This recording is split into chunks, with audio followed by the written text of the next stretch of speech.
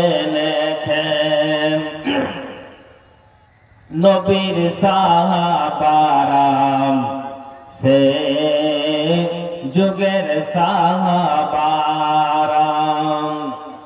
হযরত বেলাল এনেছে ঈমান কত কষ্ট করে মরুভূমির গরম বালুতে তাজা রক্ত ঝরে তবু ও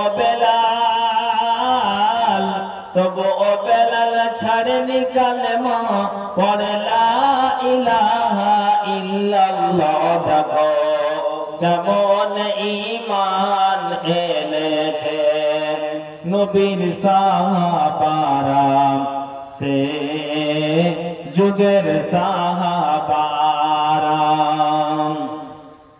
হযরত খাব্বাব এনেছে ঈমান কত কষ্ট করে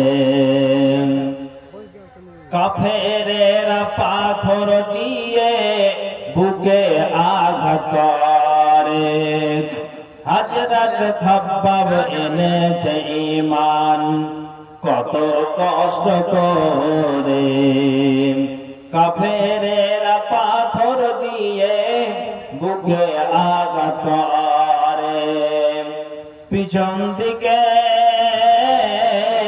পিছন দিকে তাকালে পরে দেখা যায় বুকের সিনা দেখো কেমন ঈমান এনেছে নবীর সাহাবারা সে যুগের সাহাবারা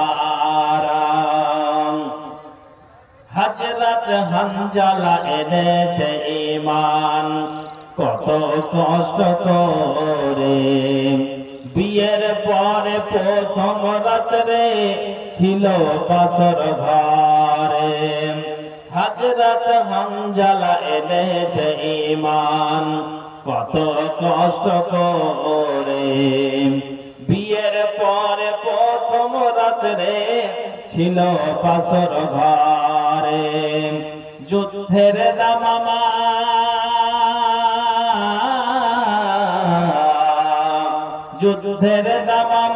উঠল বেজে হলো না গোসল করা দেখো কেমন ঈমান এনেছে নবীর সাহাবারা সে যুগের সাহাবারা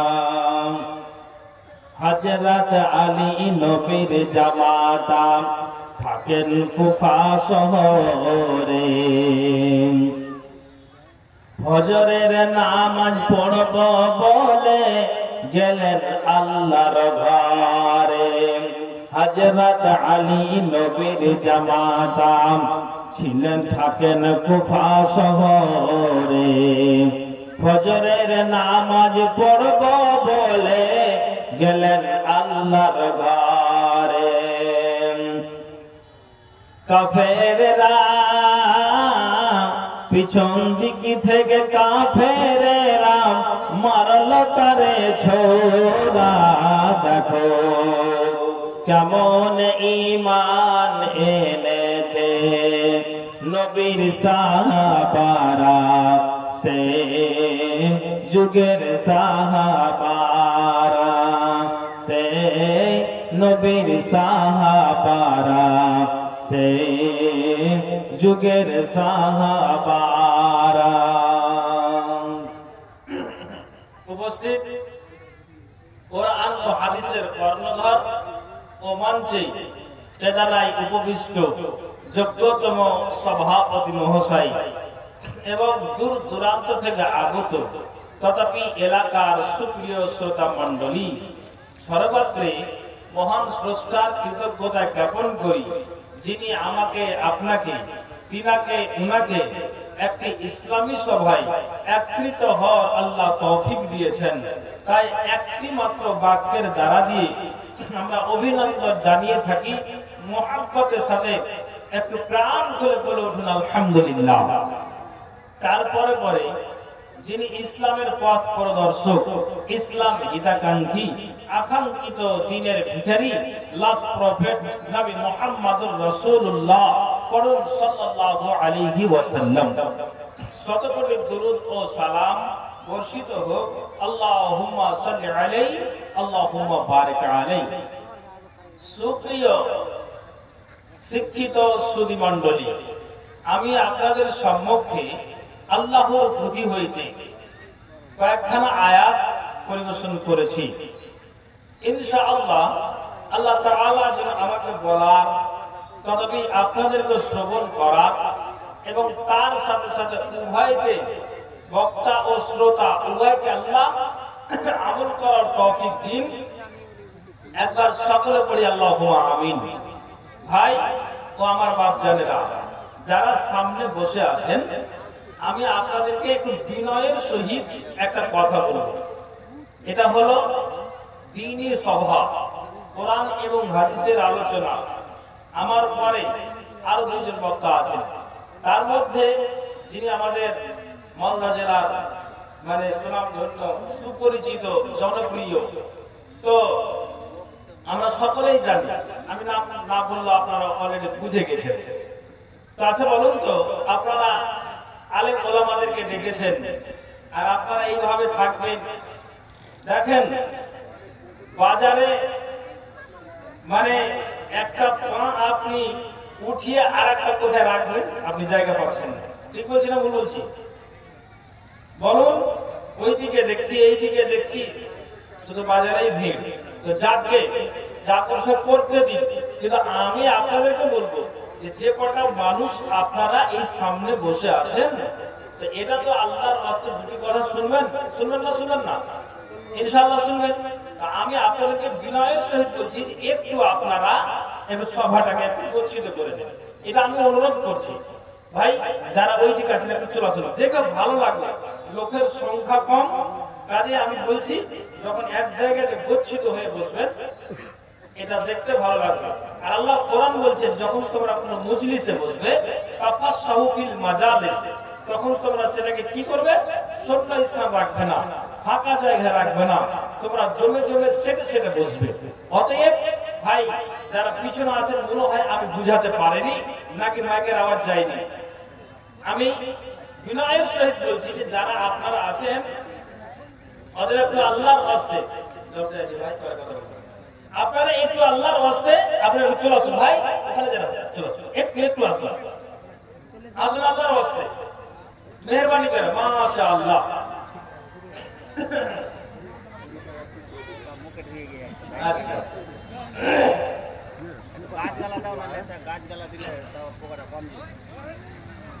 আচ্ছা আচ্ছা ভাই বসে যান, তারপরে কিছু আলোচনা আপনাদের সম্মুখে শুনিয়ে দেওয়া যাক।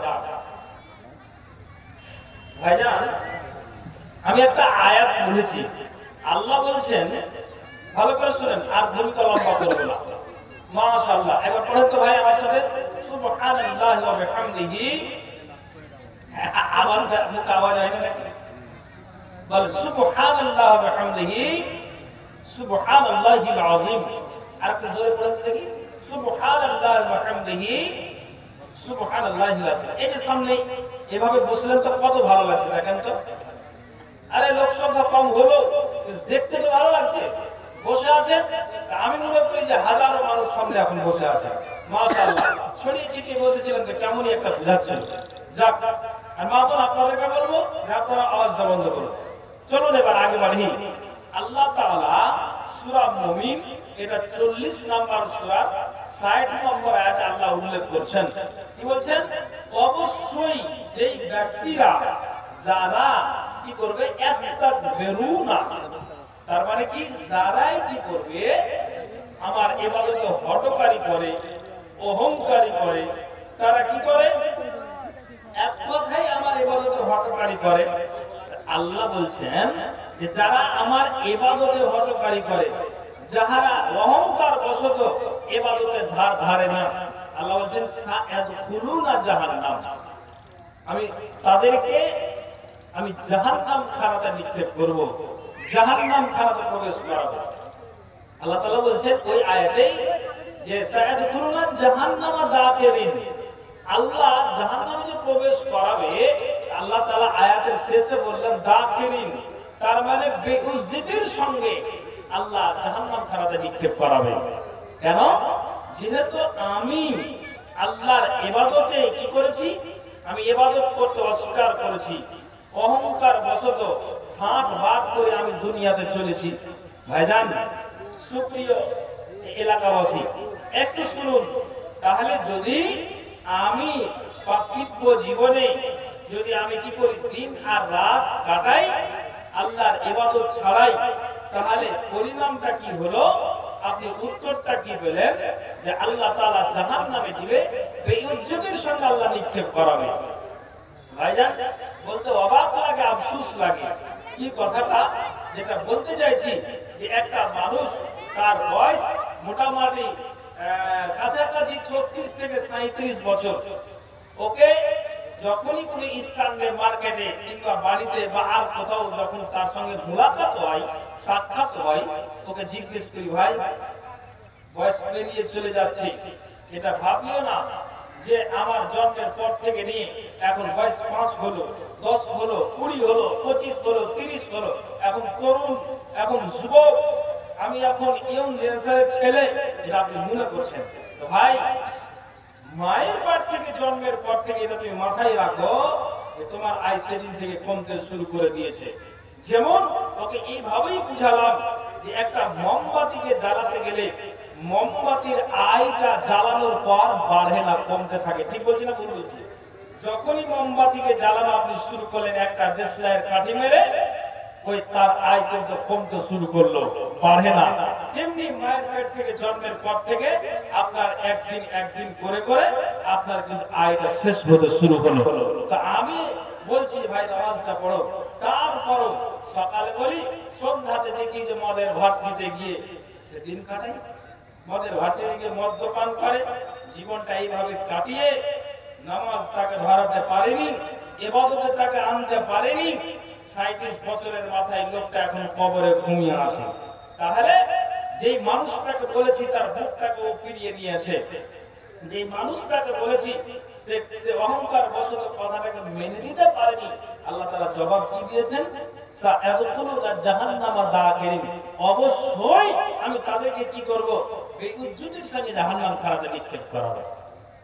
তাহলে এখন আমাকে আর আপনাকে ভেবে নেওয়া উচিত যে আমার সময় আছে, আমি এই সময়টাকে কি করি, আখিরাতটাকে আমি যেন তৈরি করে নিই, আমার আখিরাতের পুঁজি যেন আমি এখন তৈরি করে যেন আমি কবরে যেতে পারি। তাহলে আপনাকে এখন থেকেই প্রস্তুতি নিতে হবে। আপনি এটা মনে করিয়েন না যে বয়স আমার 20 হলো, এখন আমি তরুণ তুর্কি হয়ে আছি, এখন আমার গায়ে গরম আছে, তাহলে এখন আমি কোনো জানের পারোয়া করি না, যা 50 বছর তারপরে দেখা যাবে। খবরদার, এটা যদি আপনার মন মানসিকতা বা এটা যদি আপনার মনের প্রাণে অন্তরে জেগে থাকে, তাহলে তাড়াতাড়ি করে এটা বুঝে ফেলেন। সুপ্রিয় শ্রোতা মণ্ডলী, একটু ভাবনা চিন্তা করে দিন আর রাত কাটান। কেন আপনাকে বলি, একটু ভালো করে বুঝবেন, আমি আপনাকে বোঝানোর জন্য বলছি। হযরত ওমর রাদিয়াল্লাহু তাআলা আনহু উনি কোন একজন ব্যক্তির জানাজা আসছিলেন, জানাজা শুরু করেননি। এরই মধ্যে হুযায়ফা রাদিয়াল্লাহু তাআলা আনহু উনি বলছেন হযরত ওমরকে, ভাই ওমর, আপনাকে একটা কথা বলি, যেই মানুষটা এখন খাটলাতে শুয়ে আছে, যে মানুষটা মারা গিয়েছে, এই মানুষটার এই মাইয়াটার জানাজায় হাজির হয়েছে, কিন্তু আমি যেটা বলতে চাইছি, এই তার চরিত্রটা ভালো ছিল না, সে ছিল একজন মুনাফিক। অতএব মুনাফিকের নামাজ আপনি পড়াতে যান না। দেখেন, হযরত ওমর রাদিয়াল্লাহু তাআলা আনহুকে যখন এই কথা বললেন, তিনি থমকে দাঁড়িয়ে গেলেন। আমি আপনাকে বোঝানোর জন্য বলছি। ওমর মনে মনে চিন্তা করলেন, হুযায়ফা বলছেন, হুযায়ফা, একটা কথা আমার জিজ্ঞেস করার ছিল। কি কথা জিজ্ঞেস করার ছিল? আল্লাহ পাকের রাসূল তিনি দুনিয়া ছেড়েছেন, তিনি আমাদের মাঝে নাই, তিনি মারা গিয়েছেন। তা আমি যেটা প্রশ্ন করি হুযায়ফা, আল্লাহ রাসূল একটা দুইটা করে করে তোমাকে যে 40টা মুনাফিকের নাম তোমাকে যে লিস্টটা দিয়ে গিয়েছে, তালিকাটা দিয়ে গিয়েছে, ওই তালিকাতে কি উমরের নামটা আছে? ঠিক যেন হুযায়ফা বলছেন যে না না না উমর গো, এই 40টার যে নাম পাওয়া গিয়েছে বা আমার কাছে আছে, কিন্তু এই 40টার মধ্যে আপনার নাম উল্লেখ নাই। তার মানে আমি আপনাকে যেটা বলতে চাইছি, আল্লাহ তাআলা রাসূল নবী মুহাম্মদুর রাসূলুল্লাহ পড়ুন একবার সাল্লাল্লাহু আলাইহি ওয়াসাল্লাম, তিনি বলেছেন যে আশারায়ে মুবাশশিরার ভিতরে যার নামটা নবীজি দ্বিতীয় নম্বরে উল্লেখ করেছেন তিনি হচ্ছেন হযরত উমর। অথচ তিনি নিজে জেনে নিতে চাইছেন যে 40টা মুনাফিকের নাম হুযায়ফাকে দেওয়া হয়েছে, তো ওর ভিতরে আমার নামটাকে ঢোকানো আছে। কেননা যদি এই নামটার ভিতরে 40টার ভিতরে আমার নামটা আছে, তাহলে কিয়ামতের দিন হযরত উমর বরবাদ হয়ে যাবে। 50,000 বছরের দিনটা একটা ভয়াবহ দিন, কঠিন দিন। ওই দিনে উমর যেন বেইজ্জত হয়ে যাবে। কাজেই যেন আমি এটা জেনে নিতে চাইছি। সুবহানাল্লাহ, চিন্তা করে দেখেন তো, আশারায়ে মুবাশশিরার ভিতরে তিনি একজন, তারপরও তিনি যেন তিনার এই কথাটাকে নিয়ে তিনি যেন ভাবতে শুরু করে দিয়েছিলেন দুনিয়ার মানুষরা, তাহলে এরা যদি জান্নাতি হয়েও যদি তারা এইভাবে দিন আর রাত আপনার চিন্তা করে কাটায়, তাহলে আমরা পাপী, আমরা গুনাহগার। আপনাকে যদি বলা যায় এখনো সময় আছে, নামাজটাকে ধরে নাও, আপনাকে বলা যায় এখনো সময় আছে, রমজান মাসের সিয়ামটাকে পালন করো, যখন রমজান মাস হাজির হয়ে যায় আপনার যেন মুখটা বলা মাত্র যেন আপনি ফিরিয়ে নেন। আল্লাহ তাআলা এটাই বলতে চাইলেন, যারা এই রকমের আচরণ করবে, জালসা জুলুসে শোনার পরে মুখটাকে ফিরিয়ে নিল, জুমার খুতবা ইমামের মুখ থেকে শোনার পরে মুখটাকে ফিরিয়ে নিল, আল্লাহ তাআলা বলছেন যারা এইভাবে শোনার পরে এড়িয়ে যায়, আল্লাহ তাআলা জানালেন সায়াদখুলুনা জাহান্নামা দাখিরিন, ওই ব্যক্তিদেরকে বেইজ্জতির সঙ্গে জাহান্নাম খানাতে নিক্ষেপ করা হবে। জি, এখন আপনি বুঝতে পারেন না, টেরটা আপনি কখন পাবেন? মরে যাওয়ার পর। সময় আছে, কিন্তু আমি এটাকে কিছু মনেই করি না। আপনি কিভাবে টের পাবেন? এটা আমি হাদিস আপনাকে শোনাচ্ছি। কি হাদিস? ভালো করে শুনবেন। নবীজি বলছেন, আন আব্দুল্লাহ ইবনে উমর قال قال رسول الله صلى الله عليه وسلم إن أحدكم إذا مات عرض عليه مقعده بالغداة والعشي إن كان من أهل الجنة فمن أهل الجنة وإن كان من أهل النار فمن أهل النار। হযরত উমর থেকে বর্ণিত, তিনি বলেন রাসূল সাল্লাল্লাহু আলাইহি ওয়াসাল্লাম তিনি যেন ইরশাদ করেছেন, কি বলেছেন? যখন তোমাদের মধ্যে কোনো মানুষ মারা যায়, তখন তাকে যেন তার যেন স্থায়ী স্থানটি সকাল সন্ধ্যা তার সামনে পেশ করা হয়। সকালে একবার, সন্ধ্যায় একবার ওই মানুষটাকে দেখানো হয়। তার মানে যারা কবরে ঘুমিয়ে আছে, যারা কবরে চলে গিয়েছে, ওই কবরবাসীদেরকে যেন সকাল আর সন্ধ্যাতে তার স্থানটাকে আপনার জন্য সকালে একবার, সন্ধ্যাতে একবার যেন দেখানো হয়। নবীজি বলছেন, ইন কানা মিন আহলিল জান্নাতে ফামিন আহলিল জান্নাতে, যদি ওই মাইয়াতটা যে কবরে ঘুমিয়ে আছে, শুয়ে আছে, যদি জান্নাতি হয়, তার মানে বুঝে নিতে হবে যে যখন ওই মাইয়াতটা একটা দুইটা করে করে কবরে 3টি প্রশ্নের উত্তর যখন তার সঠিক হয়ে যাবে, জেনে নিতে হবে যে কবরে নববধূর মতো কিয়ামত পর্যন্ত সে ঘুমিয়ে থাকবে। নবীজি বলছেন, যদি সেই ব্যক্তিটা বাইয়াতটা জান্নাতি হয়, তাহলে সকালে আল্লাহর ফেরেশতা তাকে জান্নাত তার সামনে পেশ করে, আবার সন্ধ্যাতে তার সামনে জান্নাতটা পেশ করে, আর বলেন এরে আল্লাহর বান্দা, এরে মুমিন বান্দা, আল্লাহর খাঁটি বান্দা, কবরে ঘুমিয়ে আছো, এই যে দেখো তোমার স্থান, কিয়ামতের দিনে আল্লাহ তাআলা তোমার এই স্থানটাতে আল্লাহ তাআলা পাঠিয়ে দিবেন। কেননা তুমি যা করেছো, তুমি আল্লাহর ইবাদত হবে করে করনি, রাতে উঠে তুমি তাহাজ্জুদের নামাজ আদায় করেছো, 5 ওয়াক্ত নামাজ যখনই মুয়াজ্জিন মসজিদে আযান দিয়েছেন সঙ্গে সঙ্গে তুমি তোমার বিছানাটাকে ছেড়ে দিয়ে, লেহাবটাকে ছেড়ে দিয়ে, ঠান্ডার মৌসুমে তুমি সেটাকে জানের পরোয়া করনি, সুন্দর করে ঠান্ডার সময় আপনার ঠান্ডা পানি দিয়ে উযু বানিয়ে তুমি আল্লাহর ঘরে গিয়েছ। এই যে আল্লাহকে যে তুমি সময় দিয়েছ, তোমার ইবাদতে আল্লাহ খুশি হয়েছেন, কাজেই তুমি যাও, এটা তোমার সুখময় স্থানখানা, এখানে তোমাকে আল্লাহ তাআলা কিয়ামতের দিন এই স্থানে আল্লাহ তোমাকে জায়গা দিবেন। নবীজি বলেছেন, যখন ওই মাইয়াতকে অর্থাৎ ওই জান্নাতি ব্যক্তি কবরবাসীকে জান্নাতটা দেখানো হয় সকালে আর সন্ধ্যায়, তখন হাদিসে এসেছে আপনার যেন ওই মাইয়াতের যেন অন্তরটা খুশিতে আটখানা হয়ে যায়। কেন? সুবহানাল্লাহ, একটা আরামে আছি, আর ঠিক সকালে আর সন্ধ্যাতে আমার সামনে যে পেশ করা হচ্ছে, আমাকে এই সুখময় স্থানখানাতে দেওয়া হবে, তখন যেন তাদের হৃদয়টা আরো খুশিতে আটখানা হয়ে যায় যে আমি আরামদায়ক জায়গাটা আমি যেন নিশ্চিত কিয়ামতের দিন আমি পাচ্ছি, যেটা ভয়াবহ কঠিন দিন, সেই দিনটাতে। আবার কিন্তু নবীজি বলছেন, ওয়া ইন কানা মিন আহলিন নারে ফামিন আহলিন নারে, যদি ব্যক্তিটা জাহান্নামী হয়, তাহলে ওই পাপিষ্টি ব্যক্তিটাকে সকালে একবার সন্ধ্যায় একবার তার সামনে জাহান্নামটাকে পেশ করা হয়, দেখানো হয়, এরে পাপিষ্টি আল্লাহর বান্দা, এই দেখো এই যে তোমার সামনে আগুনটাকে যেন দেখানো হচ্ছে, জাহান্নামের আগুন, ওই আগুনে তোমাকে আল্লাহ তাআলা ভরে দিবেন।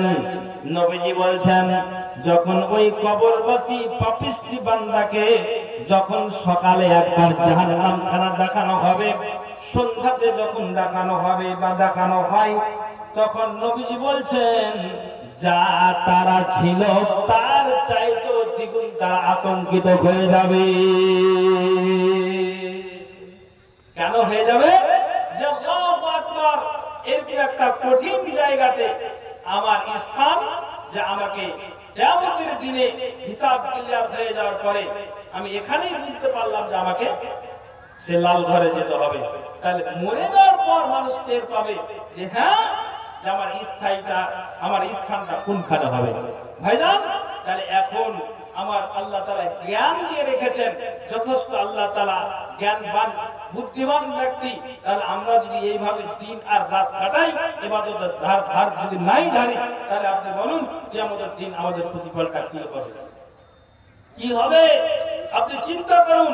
এই জন্য আমি পূর্বে শুরুতে হযরত উমর রাদিয়াল্লাহু তাআলা আনহুর কথাটা বললাম যে আশারে মুবাশশারের ভিতরে তিনি একজন। তারপরে একটা কথাকে সন্দেহমূলে জানার জন্য তেনার কানটা ব্যাকুল, যে বলা হুযায়ফা যে আমার কি লিস্টে নামটা আছে, যদিও জান্নাতি ব্যক্তি। সুবহানাল্লাহ, তাহলে আমরা পাপী গুনাহগার, আমরা তাহলে কোন জায়গায় দাঁড়িয়ে আছি? কখন আমাদের জ্ঞানটা আসবে? হায় আল্লাহ, তাহলে মাথায় উঠান যেন আমরা আল্লাহর ইবাদত থেকে যেন আমরা এড়িয়ে না যাই। জি, মসজিদে আযান হওয়া মাত্রই আল্লাহর ঘরে যান, 10 মিনিট অন্তত আল্লাহকে সময় দিন। তারপরে আপনার দুনিয়ার কোনো কাজ আছে, আপনার পরিবারের সংসারের কাজ আছে, আবার এসে আপনার কাজে আপনি যুক্ত হয়ে যান। কিন্তু আল্লাহর ইবাদত ছাড়া খবরদার পা বাড়ালে কিয়ামতের দিন আমাকে আর আপনাকে ওই লজ্জিত লাঞ্ছিত অবস্থাতেই আমাকে আর আপনাকে বসবাস করতে হবে। কেন? নবীজি বলেছেন, আদি ইবনে হাতিম থেকে হাদিসটি বর্ণিত, আল্লাহ পাকের রাসূল বলেছেন, মা মিনকুম মিন আহাদিন ইল্লা সায়ুকাল্লামুহু রাব্বুহু লাইসা বাইনাহু ওয়া বাইনাহু তারজুমানুন। ঠিক আল্লাহ পাকের রাসূল বলেছেন, আল্লাহ এবং বান্দা যেন কথা বলা বলি হবে, আল্লাহ বান্দার সাথে কথা বলবেন, বান্দা আল্লাহর সাথে কথা বলবেন, মাঝখানে কোনো দোবাজি থাকবে না, পর্দা থাকবে না। যেমন এইটা সুন্দর করে আপনি প্যান্ডেলটাকে মধ্যখানে একটা চাদর দিয়ে, কাপড় দিয়ে আপনি যেইভাবে হোক না কোনো ঘেরাও করে দিয়েছেন, আড়াল করে দিয়েছেন, মায়েদের চেহারাটা দেখতে পাওয়া যায় না।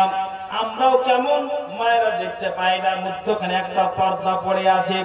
ঠিক নবীজি বলছেন যে আল্লাহর সাথে বান্দার কথা হবে, কিন্তু মাঝখানে কোনো দোবাজি থাকবে না, কোনো পর্দা থাকবে না।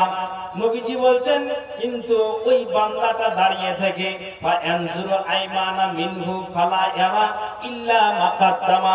যখন সে ওই ব্যক্তিটা, যে ব্যক্তি আল্লাহর সাথে কথা বলছেন, যখন সে আপনার ওই ডান দিকে তাকাবে, ডান দিকে তাকাতে গেলে পূর্বে কি আমল আপনার করে এসেছে, কি আমল করে এসেছে আল্লাহর খাতাতে জমা আছে, আপনার ওই আমলগুলো যখন ওই দিকে ডান দিকে তাকাবে, তখন তার পূর্বের আমল সমস্ত কিন্তু সে আপনার জন্য দেখতে পাবেন। হায় আল্লাহ, আমি 25 বছরের মাথায় আমি দেগুল গ্রামে একটা মানুষকে বিনা অপরাধে হত্যা করেছি, মার্ডার করেছি। হায় আল্লাহ, 30 বছরের মাথায় একটা নারীকে আমি ধর্ষণ করেছি, তার ইজ্জত আমি লুটেছি। সুবহানাল্লাহ, এতিমের মালকে ভক্ষণ করেছি। আল্লাহ, তুমি আমার গায়ে তুমি আমার রক্ত দিয়েছিলে, জানের পারওয়া করেনি, নিজের ভাইয়ের জমিটাকে আমি আইলদা দিয়ে খেয়েছি।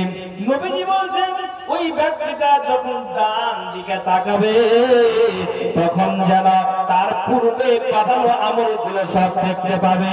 আবার আল্লাহ পাক রাসূল বলছেন ফায়ানজুরু আসহামা বিনহু ফালা ইয়ারা ইল্লা মা কাদ্দামা। আবার যখন বাম দিকে তাকাবে, তখন পূর্বে পাঠানো আমলগুলো সব কিন্তু দেখতে পাবে।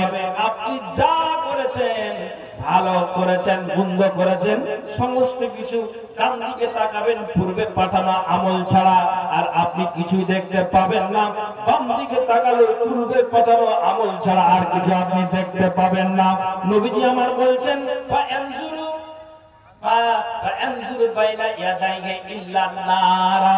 আবার যখন ওই ব্যক্তির সামনের দিকে তাকাবে, তখন যেন জাহান্নামের আগুনটা তার সামনে থাকবে। ডান দিকে তাকাবে, তার আমল ছাড়া দেখতে পাবে না। বাম দিকে তাকাবে, আমল ছাড়া দেখতে পাবে না। সামনে তাকাবে, কিন্তু ওই জাহান্নামের আগুন ছাড়া আর কিছু দেখতে পাবে না। কাজে নবীজি বলছেন ফাত্তাকুন নারা ওয়ালাউ বিশুক্কি তামারাতিন। এজন্য নবীজি বলছেন, শোনো, তোমাদেরকে বলা হচ্ছে যে জানিয়ে দেওয়া হচ্ছে যে খেজুরের টুকরার বিনিময় হলেও তোমরা জাহান্নাম থেকে বাঁচার চেষ্টা করো। একবার বলো সুবহানাল্লাহ। তো ভাইজান, যেদিন হাসরের দিন আমরা জমা হব, পূর্বে পাঠানো আমল দেখতে পাবো। তাহলে আপনি বলুন, সমস্ত কিছু টোটাল কথাটা আপনি জেনে যাচ্ছেন, তাহলে আপনার মগজে উঠে না কেন? কেন মগজে উঠে না? কেন উঠে না আপনি বলুন? কখন আপনার মগজ ঘুরবে, আপনার মাথাটা ঘুরবে, আপনি বলুন। আপনাকে আমি এটা বুঝাতে চাইছি, আপনাকে বলতে চাইছি। সুবহানাল্লাহ, একটু চিন্তা করুন, একটু ভাবুন যে আমরা কোন জায়গাতে দাঁড়িয়ে আছি, কোনখানে আছি। যে আল্লাহ, যে আপনার তো অন্তত এটা মগজে করা দরকার যে আল্লাহজি এতদিন যা করেছি না, আল্লাহ জীবন আর অন্যায়তে যাব না।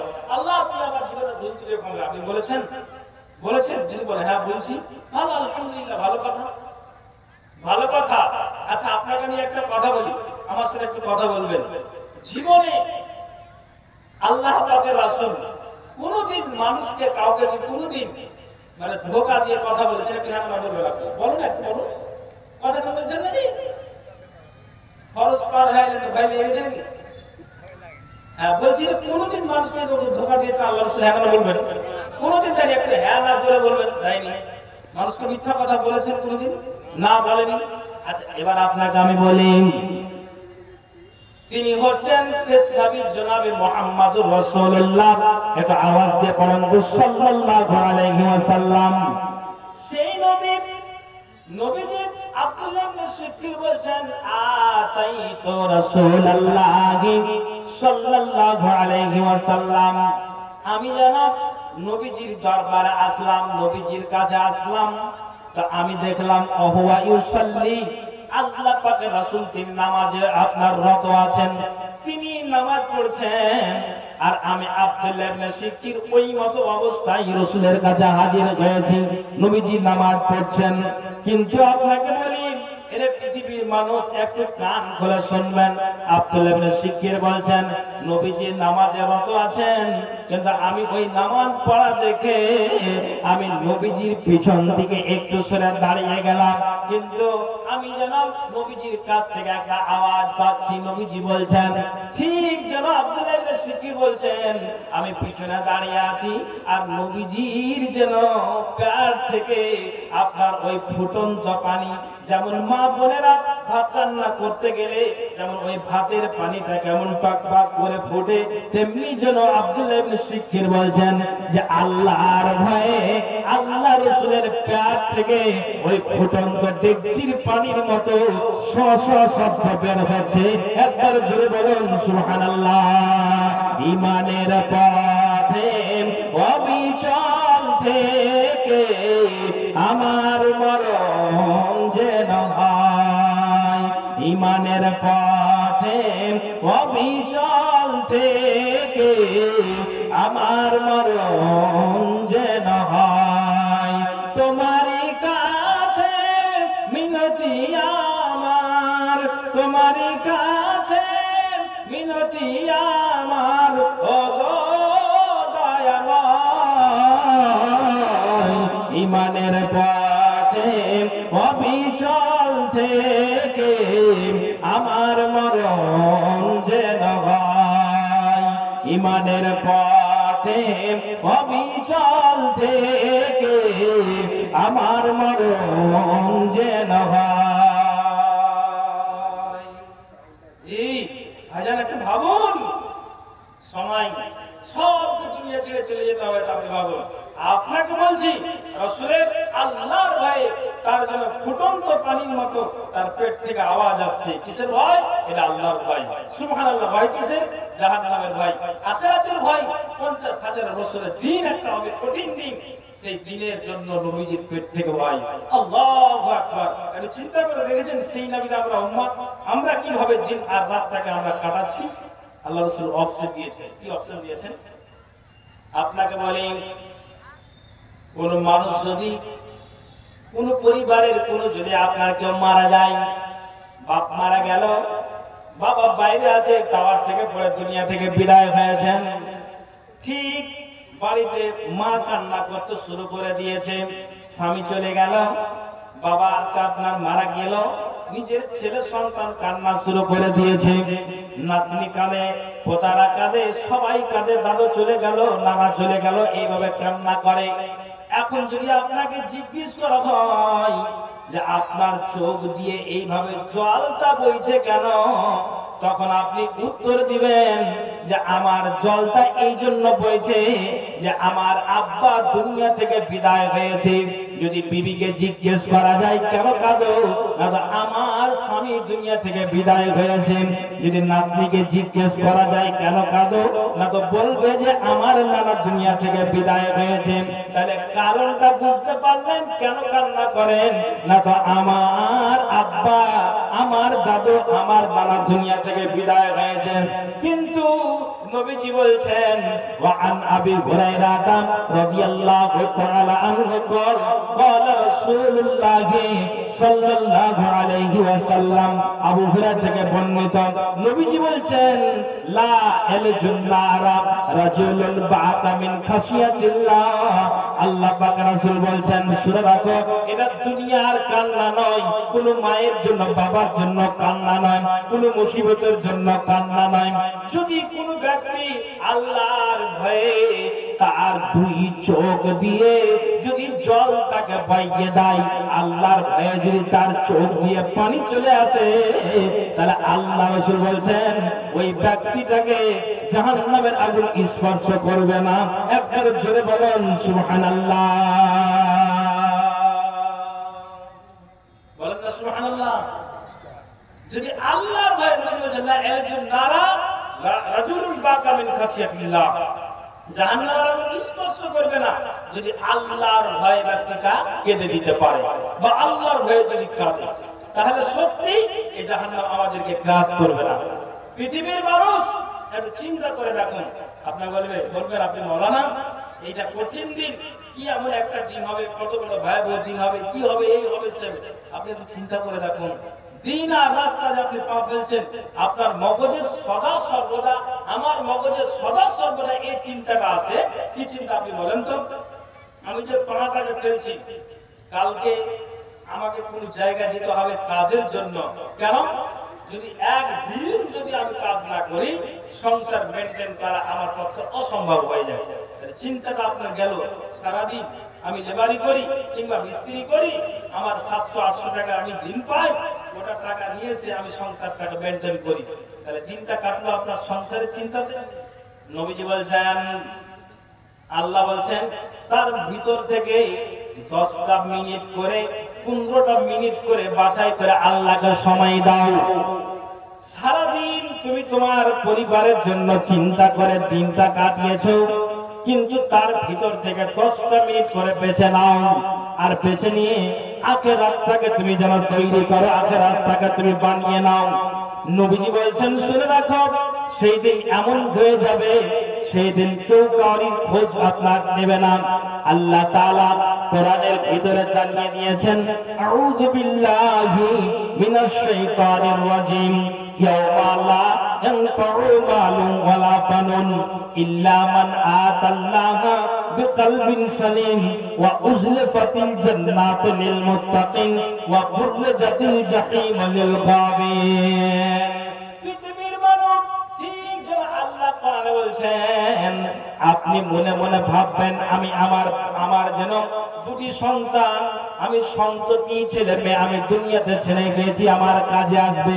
নবীজি বলছেন, আল্লাহ কোরআন বলছেন না, ইয়াউমা লা ইয়ানফাউ মালুন ওয়ালা বানুন, সেদিন ধন সম্পদ সন্তান সন্ততি কিছুই কাজে আসবে না। ইল্লা মান আতাল্লাহা বিকলবিন সালিম, যারা আল্লাহর কাছে অন্তঃকরণ বিশুদ্ধ অন্তঃকরণ নিয়ে হাজির হবে, পরিষ্কার দিল নিয়ে হাজির হবে, এক কথা বিশুদ্ধ অন্তর নিয়ে যারা আল্লাহর কাছে হাজির হবে তারাই হবে কামিয়াব। আল্লাহর কোরআন বলছেন, যদি ওই ব্যক্তিটা সত্যি সত্যি আল্লাহর ইবাদতে দিন আর রাত কাটিয়ে যদি আল্লাহর দরবারে হাজির হতে পারে, আল্লাহ তোমার ইবাদতে খুশি হয়েছে, আমার ইবাদতে খুশি হয়েছে, আল্লাহ বান্দার ইবাদতে খুশি হয়েছে। ঠিক যেন আল্লাহ বলছেন, আল্লাহ খুশি হয়ে যাওয়ার কারণে কিয়ামতের দিনে ওয়া উযলিফাতিল জান্নাতু লিল মুত্তাকিন, ওই বান্দার সম্মুখে একবারে নিকটে যেন আল্লাহ তাআলা জান্নাত থেকে হাজির করে দিবেন। তারপরে আল্লাহ তাআলা বলছেন, যদি আমি ইবাদত থেকে ছিটকে যাই, আমি ইবাদতের ধার ধারি না, আমি যেন আল্লাহর কথাকে আমি এড়িয়ে চলি, নবীর বিধানটাকে আমি এড়িয়ে চলি। আল্লাহ তাআলা বলছেন, এই যারা এইভাবে বিধানটাকে এড়িয়ে চলে, জালসা জুলুসে যখন আলোচনা করা হয়, তখন বলার পরে যখন আপনার ঠিক যেন জালসার সভাটা শেষ হয়ে যায়, তারপরে যখন জিজ্ঞেস করা যায় মসজিদে আযান হলো, ফজরের সময় হয়ে গেল, মুয়াজ্জিন আযান দিচ্ছে, এবার আপনি ঘুমিয়ে থাকলেন, তার মানে বুঝে নিতে হবে আপনি 4 ঘন্টা 5 ঘন্টা ধরে যা আপনি বক্তব্য শোনার পরে ফজরের ঘুমটা আপনি ভাঙাতে পারলেন না। আল্লাহ তাআলা বলছেন, যারা এইভাবে আমার ইবাদতে হটকারি করে দিন আর রাত কাটায়, আল্লাহ তাআলা জানিয়ে দিলেন, ওয়া বুররিজাতিল জাহিম লিল গাবিন, ওই বান্দার সম্মুখে আল্লাহর জাহান্নাম খানা হাজির করা হবে। ভাইজান, একটু ভেবেছেন যে আমি কিভাবে দিন আর রাতটা আমি কাটাচ্ছি? আল্লাহু আকবার। একটু ভাবুন, চিন্তা করুন যে আজ আছি, কাল আমাদেরকে দুনিয়া ছেড়ে চলে যেতে হবে।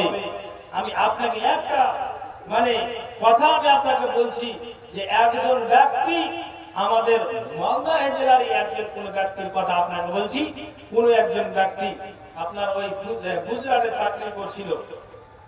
2036 বাচ্চারা চাকরিটা সে রিটায়ার করতো, তো তাকে অফিসার বলে দিয়েছে, তোমাকে দাড়িকে পুরো একবারে কেটে দিতে হবে আর হেয়ার স্টাইলে থাকতে হবে। শুনো, এখানে যা নিয়ম নীতি বলা হবে সেইভাবেই চলবে। বলছে, মৌলানা নামাজ পড়ি তো খুব চুপে সারে, খুব কঠিন, খুব কষ্ট হয়, তারপরেও কিন্তু যেইভাবে হোক না কেন আল্লাহ ইবাদতে 10 মিনিট একটু চুপে সারো সময় দিয়ে দিই। কিন্তু যখন অফিসার দেখে নাই তখন কিন্তু পুরো একটা চাপ সৃষ্টি হয়ে যায়। একজন বড় মাপের আলেমকে জানতে গিয়েছিলেন এটা কি করা যায়। মাওলানা সরাসরি বলেন, একটা উপায়, যদি আখিরাতটাকে বানাতে চাও তাহলে আমি তোমাকে এটাই কথা বলবো, তুমি চাকরি ছেড়ে দাও, তাছাড়া কোনো গতি নাই।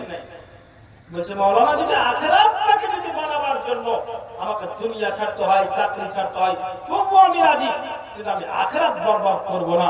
আমি 60-65 হাজার টাকা মাইনে পাই, ঠিক আছে মাওলানা, কিন্তু আমার এই টাকা দেখতে গিয়ে আমার সুখের আমার জিন্দেগি এটা দেখতে গিয়ে যদি আমার আখিরাত বরবাদ হয় তাহলে কিন্তু আমি চাকরি ছাড়তেও রাজি আছি, কিন্তু আমি আখিরাত বরবাদ করতে রাজি নই। একবার জোরে বলুন সুবহানাল্লাহ, বলুন সুবহানাল্লাহ। তাহলে পৃথিবীতে ভালো মানুষ আছে এবার যারা চাকরি ছেড়ে দিয়েছে, এখন বর্তমানে হজ আর উমরার কাজে যুক্ত আছে। হাজিদেরকে আপনার মানে যাকে বলা হয় মুআল্লিম, এখন মুআল্লিম হয়েছে, তিনি এখন হাজি উঠাচ্ছেন, নিয়ে যাচ্ছেন, উমরাও তো আপনার নিয়ে যাচ্ছেন। সুবহানাল্লাহ, বেশ লম্বা দাড়ি ছেড়ে দিয়েছে। আর এবার বলছে মাওলানা, শুধু এই আল্লাহর মানে এক কথাই আমি আখিরাতটাকে আমি সুখী বানাতে চাই, যেখানে আমাদেরকে মানে চিরস্থায়ী আমাদের থাকতে হবে, বসবাস করতে হবে, সেই জায়গাটাকে যদি বরবাদ করি আর ক্ষণস্থায়ী দুনিয়াতে মাত্র 60 থেকে 70 বছরের জিন্দেগানি, এই জিন্দেগানিটাকে যদি আমি সুখের বানিয়ে আমি রং রস করে যদি আমি জীবনটাকে কাটাই, তাহলে যেখানে চিরস্থায়ী আমাদের থাকতে হবে, আমার থাকতে হবে, তা আমি ওই চিরস্থায়ী জায়গাটাকে আমি বরবাদ করতে চাই না, বরং আমি এখানে দুঃখ আর সুখ দুটোকে মিলিয়ে আমি আখিরাতের আমি পুঁজি বানাতে চাইছি। চাকরি ছেড়ে দিয়েছি, এখন পেনশনটা পাচ্ছি, সরকার এটা আমাকে দিচ্ছে, কিন্তু আমি সুখভাবে আলহামদুলিল্লাহ আমি 5 ওয়াক্ত নামাজ আদায় করতে পারছি, সময় মতো আমি মসজিদে গিয়ে আযান দিতে পারি, আর আমি জিকির আজকার তাসবিহ তাহলে আমার কোনো রকম বাধা নেই। আলহামদুলিল্লাহ, আল্লাহ আমাকে এখন খুব ভালো রেখেছে। তাহলে জ্ঞান করুন, একটা মানুষ যদি 70,000 টাকা ছেড়ে চলে আসতে পারে আখিরাতটাকে বানানোর জন্য, আপনি কত টাকা মালিক বলুন? কিসে আপনাকে এড়িয়ে রেখেছে? কখন আপনার মগজে উঠবে, আপনার কখন জ্ঞানটা উঠবে, একটু চিন্তা করুন যে সেটা কত কঠিন দিন। এই জন্য আল্লাহ তাআলা বলছেন, আউযু বিল্লাহি মিনাশ শাইতানির রাজিম, ইন্নাল্লাযীনা ইস্তাকবিরুনা আন ইবাদাতি সায়াদখুলুনা জাহান্নামা দাখিরিন। আল্লাহ বলছেন, এবার যে ব্যক্তিরা অবশ্যই যারা আমার ইবাদতে হটকারি করে, সায়াদখুলুনা জাহান্নাম, আমি অবশ্যই তাদেরকে জাহান্নাম খারাতে নিক্ষেপ করাবো, দাখিরিন, আমি তাদেরকে বেইজ্জতির সঙ্গে আমি তাদেরকে জাহান্নাম খারাতে নিক্ষেপ করাবো। শুনুন তো, মনে ভাবছেন যে এটা কি একটা সামান্য করা হচ্ছে, কিন্তু দিনটা কত কঠিন হবে আর জাহান্নামটা কত কঠিন হবে। এর বন্ধু আমার, আল্লাহ রাব্বুল আলামিনের নবী হাদিসের ভিতরে উল্লেখ করেছেন যে যদি তোমার ভিতরে 2টা বৈশিষ্ট্য থাকে, তাহলে 2টা যদি গুণ থাকে, তাহলে এই 2টা গুণ আল্লাহর জান্নাতে নিয়ে যাবে। আল্লাহ রাসূল বলেন, নবীজিকে জিজ্ঞেস করা হলো, সুয়েলা আন আকসিমি মা ইদখিলুন নাসাল জান্নাতা ইয়া রাসূলুল্লাহ, আল্লাহ পাকের রাসূল আপনি বলেন তো সর্বাধিক পরিমাণে কোন বস্তু আল্লাহর জান্নাত খানাতে নিয়ে যাবে? নবীজি আমার বললেন, কালা তাকওয়াল্লাহি ওয়া হুসনুল খুলুক। আল্লাহ পাকের রাসূল বললেন, যার ভিতরে আল্লাহর ভয়, এই তাকওয়া, পরহেজগারিতা, এই দিনদারিতা, এক কথায় মুমিন মুত্তাকি, এইভাবে আল্লাহর ডায়েরিতে মুমিন নামের পরিচয়টা দিতে পেরেছে, এক কথায় এই তাকওয়া সর্বাধিক পরিমাণে আল্লাহর জান্নাত খানাতে নিয়ে যাবে। তারপরে নবীজি বললেন, ওয়া হুসনুল খুলুক, এবং যার দুনিয়াতে পৃথিবীতে যার ব্যবহারটা ভালো, যার আখলাকটা ভালো। কোন যদি নারী বলে দেয় আমার স্বামী ব্যবহার খুব সুন্দর, খুবই একবারে অতি উত্তম, স্বামী যদি বলে দেয় আমার স্ত্রীর ব্যবহার খুব ভালো, এটাই সত্য, এটাই বাস্তব যে স্বামী স্ত্রীর ব্যবহারটা যে ওপেন করে দিবে ভালো আর মন্দ সেটা একান্ত সঠিক। কিন্তু আমি আপনাকে যেটা কথা বলতে চাইছি, নবীজি আমার বলছেন যারা এই তাকওয়া আর এবং যার ব্যবহার এই দুই বস্তু যার ভিতরে আছে, আল্লাহ পাক রাসূল বলছেন এই দুই বস্তু সর্বাধিক পরিমাণে আল্লাহর জান্নাত খানাতে নিয়ে যাবে। আবার নবীজিকে জিজ্ঞেস করা হলো, নবীজিকে আপনি বলেন তো রাসূলুল্লাহ আন আকসিরিমা ইদখুলুন নাসাদারা ইয়া রাসূলুল্লাহ, আল্লাহ পাক রাসূল আপনি বলেন তো সর্বাধিক পরিমাণে কোন বস্তু আল্লাহর জাহান্নাম খানাতে নিয়ে যাবে?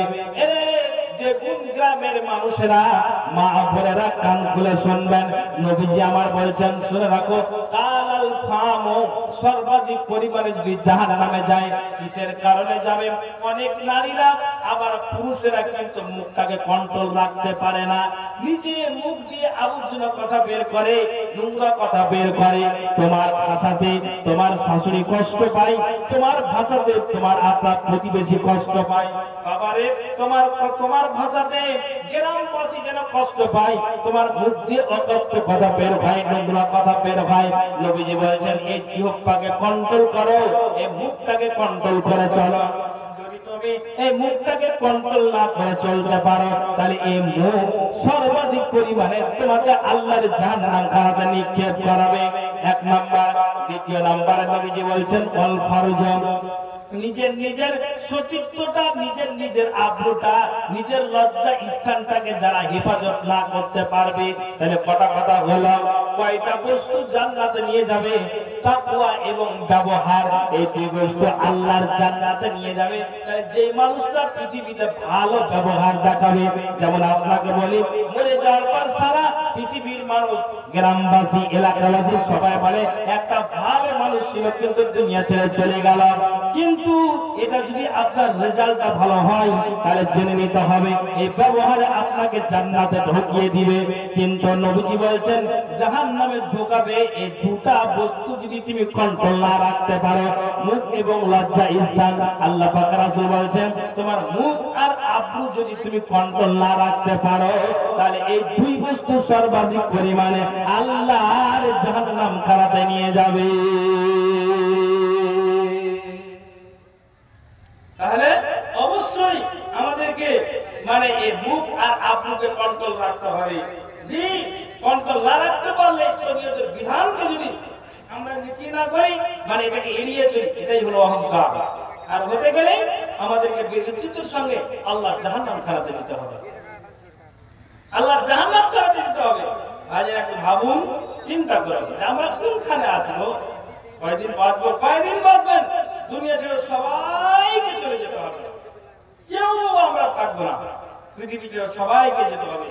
আল্লাহর কাছে দোয়া করি, আল্লাহ তুমি আমাদের সকলকে এই যে কোরআন এবং হাদিসের আলোচনা শোনার পর আমাদেরকে তুমি আল্লাহ কি করো, বুঝার তুমি তৌফিক দান করো, আমরা যেন সঠিকভাবে আমলটা করতে পারি। আল্লাহ তুমি সেই তৌফিকটা আমাদের ভিতরে দাও, আমাদের ভিতরে ঈমান দাও। আল্লাহ ঈমানের ভোল্টেজটাকে আল্লাহ বৃদ্ধি করে। একবার আওয়াজে বলুন আল্লাহুম্মা আমিন, বলুন না ভাই আল্লাহুম্মা আমিন, আল্লাহুম্মা আমিন।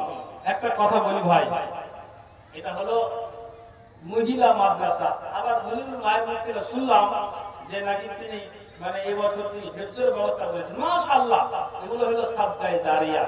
তাহলে তিনি যেই হিফজ পারে 30টা পারাকে আপনার আল্লাহর যে কোরআন, আল্লাহর পুঁথি, এই 30টা পারা যারা হাফেজ তারা মুকাম্মাল কোরআনটাকে মুখস্থ করে সিরায় তারা ওই 30টা পারাকে নিয়ে থাকে।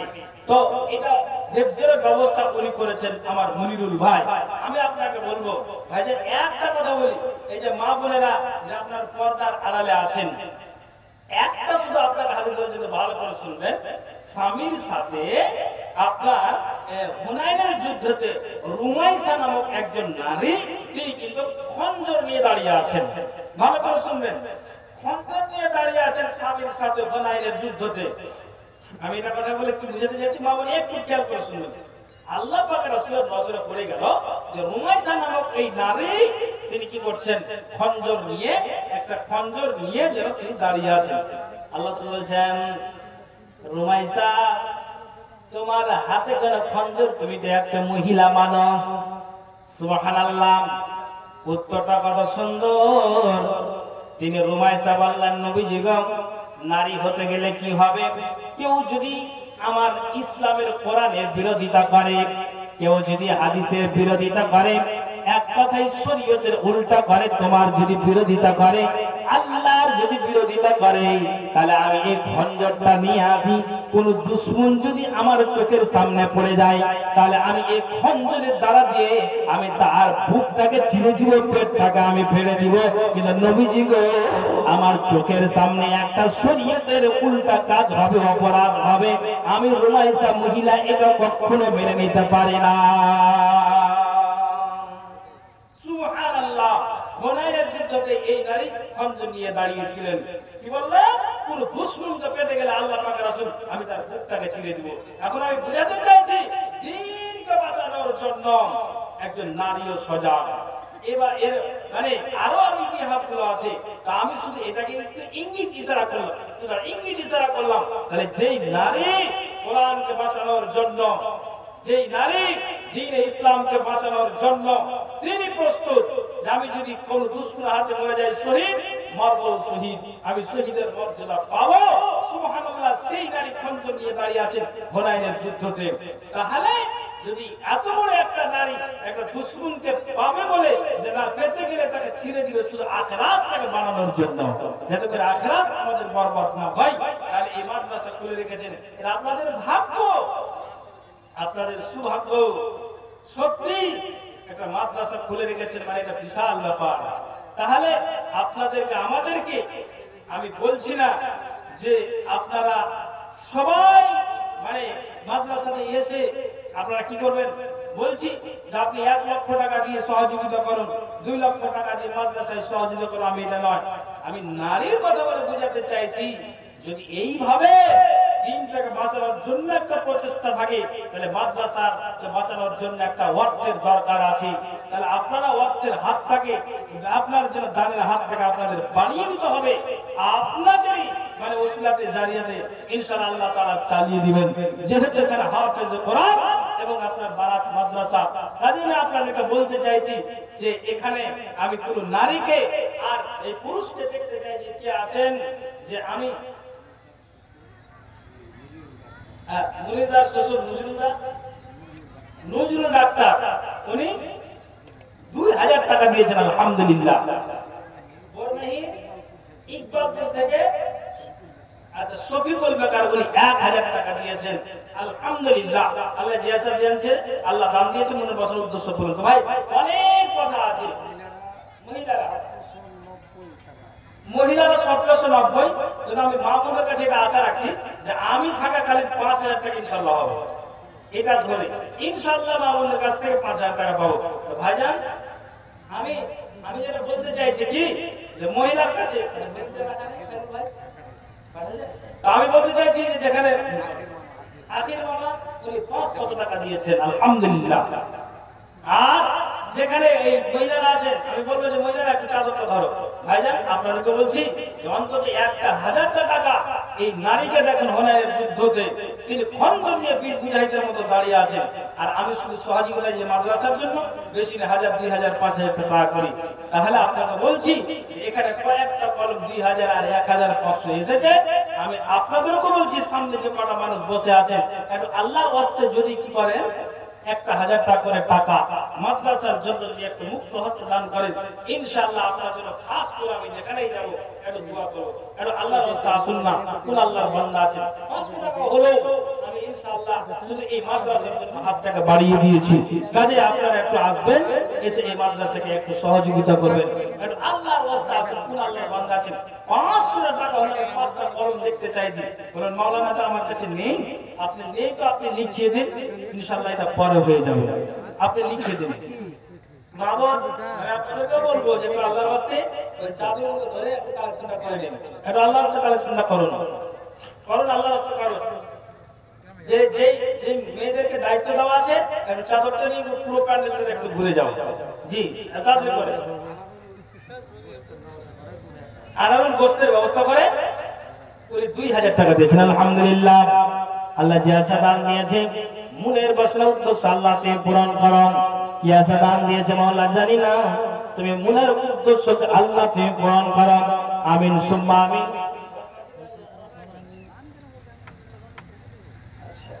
তো এবার আসলে আমার ভাইজান একটু সহযোগিতা করুন।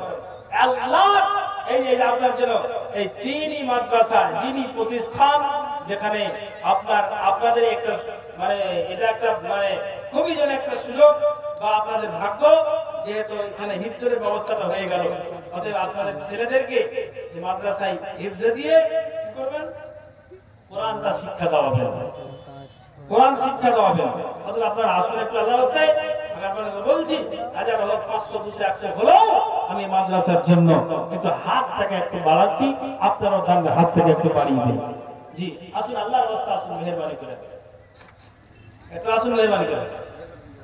ভাইজান এটা তো নিব তো মুসাফা করে না আমার দিয়ে দিয়েছি, যেটা দেওয়ার দিয়ে শুনেন না, চলে যায় না, শুনেন শুনেন শুনেন। আপনার চেহারা তো নিতে পারে, কিছু দিতে পারবে না। না চেহারা তো দেখলে হয় না সব সময়। শুনেন না, চলে যায়।